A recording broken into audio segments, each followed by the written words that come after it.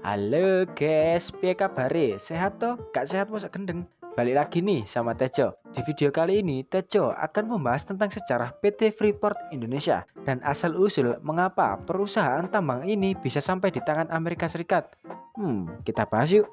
PT Freeport Indonesia adalah salah satu perusahaan tambang terbesar di Indonesia yang beroperasi di wilayah Papua. Perusahaan ini mengeksplorasi, menambang, dan memproses biji yang mengandung tembaga, emas, dan perak. Namun, keberadaan PT Freeport Indonesia di Indonesia tidak lepas dari kontroversi dan konflik, baik dengan pemerintah, masyarakat, maupun lingkungan. Bagaimana sebenarnya kisah di balik PT Freeport Indonesia? Mari kita simak penjelasannya. 1. Awal mula PT Freeport Indonesia berdiri. PT Freeport Indonesia merupakan anak perusahaan dari Freeport McMoran Inc., perusahaan pertambangan dan eksplorasi asal Amerika Serikat. Perusahaan ini didirikan pada tahun 1912 oleh Cyrus Noble yang kemudian bergabung dengan William Boyce Thompson untuk membentuk Freeport Sulphur Company. Awalnya, perusahaan ini fokus dalam industri pertambangan belerang di Amerika Serikat. Pada tahun 1959, nama perusahaan ini berubah menjadi Freeport Minerals Company dan mulai melakukan ekspansi ke luar negeri. Salah satu negara yang menjadi target perusahaan ini adalah Indonesia, yang saat itu baru saja merdeka dari penjajahan Belanda. Indonesia memiliki potensi sumber daya alam yang melimpah, terutama di wilayah Papua yang sebelumnya bernama Irian Barat.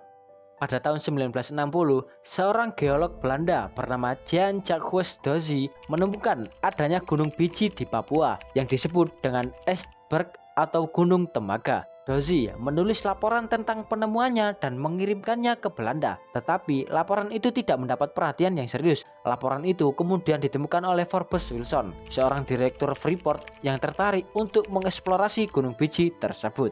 Pada tahun 1967, Freeport berhasil mendapatkan izin dari pemerintah Indonesia yang saat itu dipimpin oleh Presiden Soeharto untuk melakukan penambangan di Papua. Izin ini diberikan melalui kontrak karya satu yang merupakan salah satu perjanjian penanaman modal asing pertama di Indonesia. KK1 ini berlaku selama 30 tahun dan memberikan berbagai kemudahan dan keringanan bagi Freeport seperti bebas pajak, bebas royalti, dan bebas impor.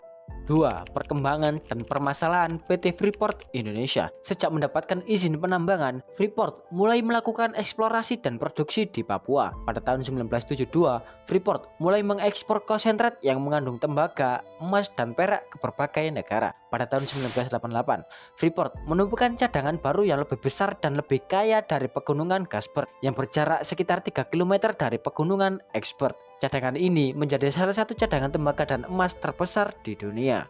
Namun, seiring dengan meningkatnya aktivitas penambangan, Freeport juga menghadapi berbagai permasalahan yang bersifat sosial, politik, hukum, dan lingkungan. Beberapa permasalahan yang menimbulkan kontroversi antara lain pelanggaran hak asasi manusia. Freeport diduga terlibat dalam berbagai kasus pelanggaran HAM terhadap masyarakat adat Papua seperti pembunuhan, pengusiran, intimidasi. Pengerusakan lingkungan. Freeport juga diduga melakukan pengerusakan lingkungan akibat aktivitas penambangan yang tidak ramah lingkungan. Freeport menggunakan metode penambangan terbuka open pit yang menggali gunung dan menghasilkan limbah berupa batuan sisa yang mengandung bahan kimia berbahaya. Limbah ini kemudian dibuang ke sungai-sungai di sekitar lokasi penambangan yang menyebabkan pencemaran air, tanah, dan udara. Limbah ini juga mengancam keanekaragaman hayati dan kesehatan masyarakat. Ketidakadilan ekonomi.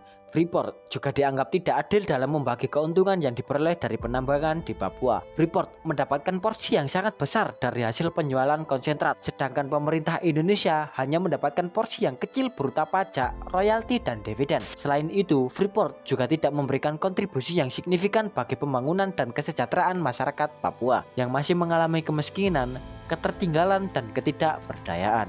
Konflik politik dan keamanan. Freeport juga menjadi sasaran dari konflik politik dan keamanan yang terjadi di Papua. Sejak tahun 1969, Papua menjadi wilayah yang bergejolak akibat adanya gerakan separatis yang menuntut kemerdekaannya dari Indonesia. Gerakan ini dipimpin oleh Organisasi Papua Merdeka atau OPM dan Tentara Pembebasan Nasional Papua Barat yang sering melakukan aksi bersenjata dan sabotase terhadap fasilitas dan karyawan Freeport. Freeport juga diduga mendanai dan bekerja sama dengan aparat keamanan Indonesia yang sering melakukan operasi militer dan penindasan terhadap masyarakat Papua.